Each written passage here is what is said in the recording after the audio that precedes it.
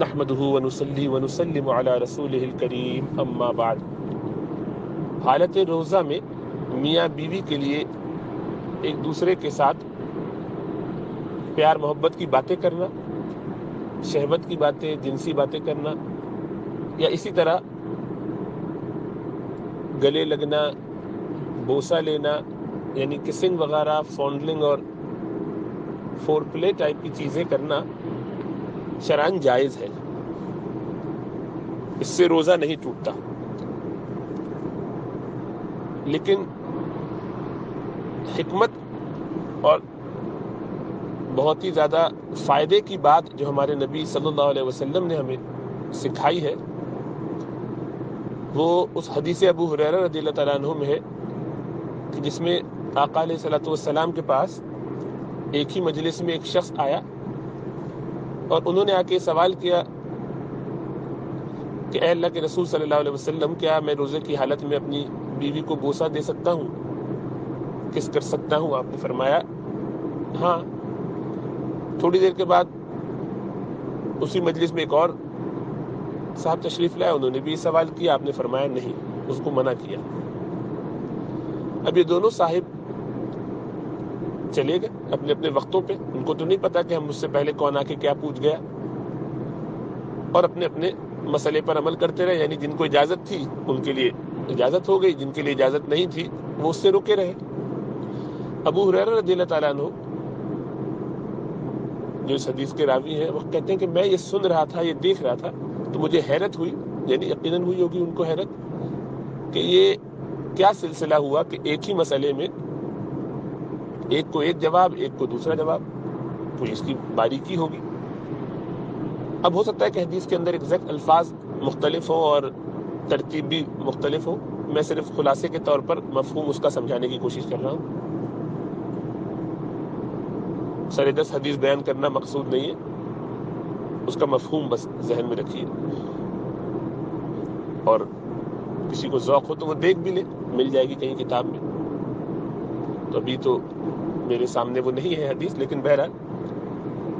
اس حدیث میں، لیکن حدیث صحیح ہے، بہرحال اس حدیث میں جو ہمیں سبق ملا وہ یہ کہ احوال بدلنے سے حکم شریعت کا بدل جاتا ہے، ایک آدمی کو ایک فتویٰ اور دوسرے کو دوسرا دیا جا سکتا ہے۔ تو حضرت ابو ہریرہ رضی اللہ تعالیٰ عنہ نے اس پہ غور و خوض کیا،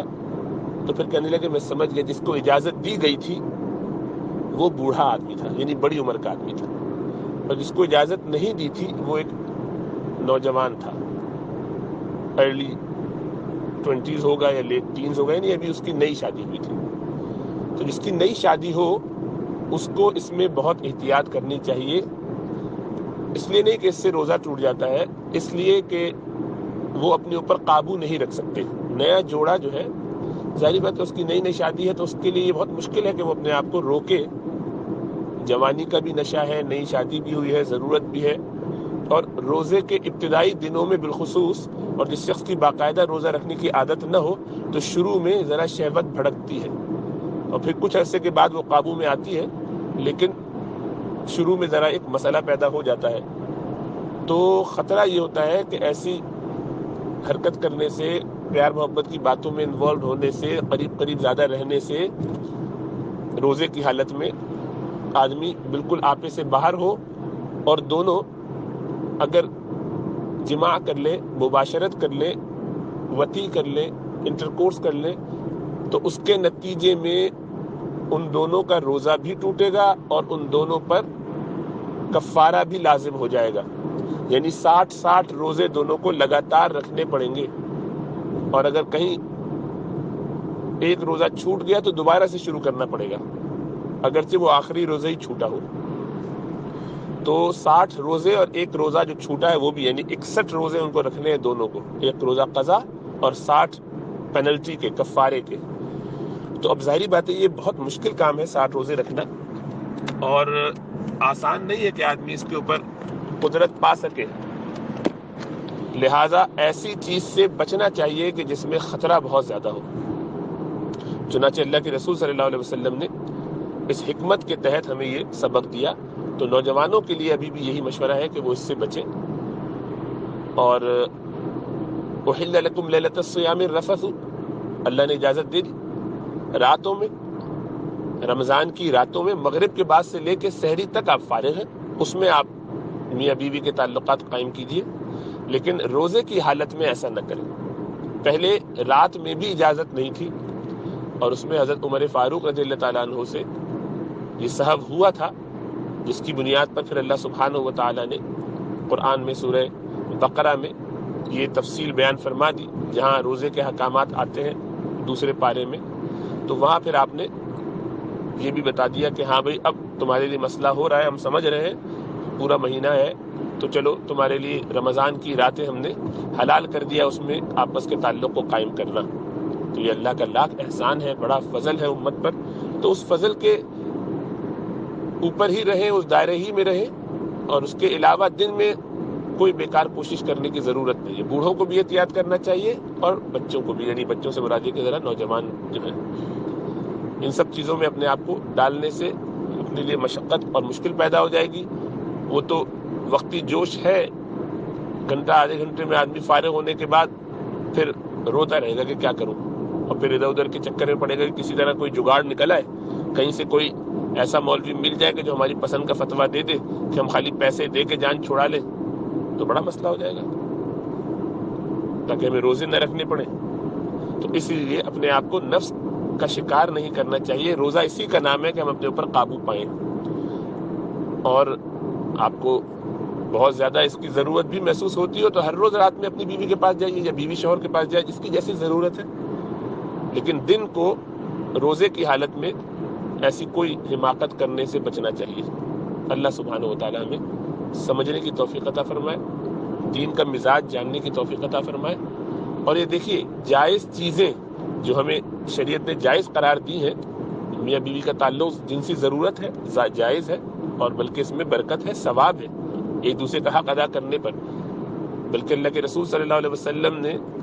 جب یہ فرمایا تو ایک صحابی حیران بھی ہوئے۔ آپ نے فرمایا کہ تم میں سے جب کوئی اپنی بیوی کے پاس جاتا ہے تو اس کو اس پر بھی ثواب ملتا ہے۔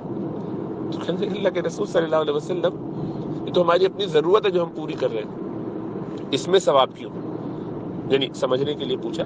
تو آپ نے فرمایا کہ اگر وہ کہیں حرام جگہ یہ کام کرتا، بدکاری کرتا، غیر بیوی کے پاس جاتا، بغیر نکاح کے کوئی یہ کام کرتا تو گناہ ہوتا؟ فرمایا ہاں ہوتا۔ تو فرمایا جب غلط جگہ جانے سے گناہ ہوتا تو صحیح جگہ جانے سے ثواب۔ یعنی آپ نے ایک اصول سکھایا، قیاس کا ایک طریقہ بتایا، الحمدللہ۔ بہرحال تو شریعت نے تو اس میں ثواب بھی رکھا ہے، لیکن اس کا یہ مطلب نہیں کہ آدمی اپنے آپ کو بالکل باولا کر لے، پاگلوں کی طرح ایک ہی چیز دماغ میں گھومتی رہے، ہر وقت ایک ہی خناس سوار رہے۔ یہ ایسے ہی ایک آدمی کھانا کھا چکا ہو اور ابھی اس کو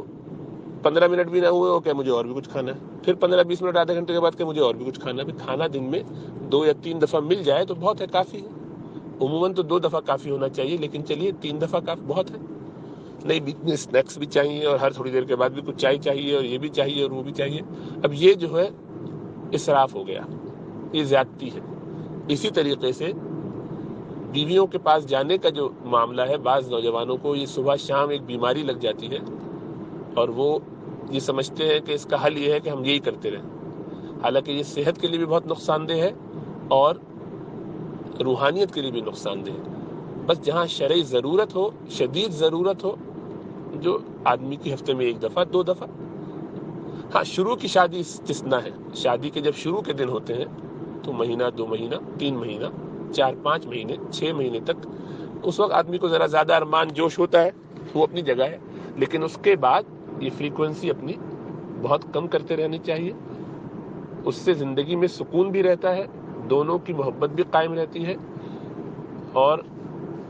دونوں میں صحت بھی اچھی رہتی ہے، ہڈیوں میں دم رہتا ہے۔ یہ نہیں ہوتا کہ اچانک سے بس ہاتھ پیر جواب دے جائیں۔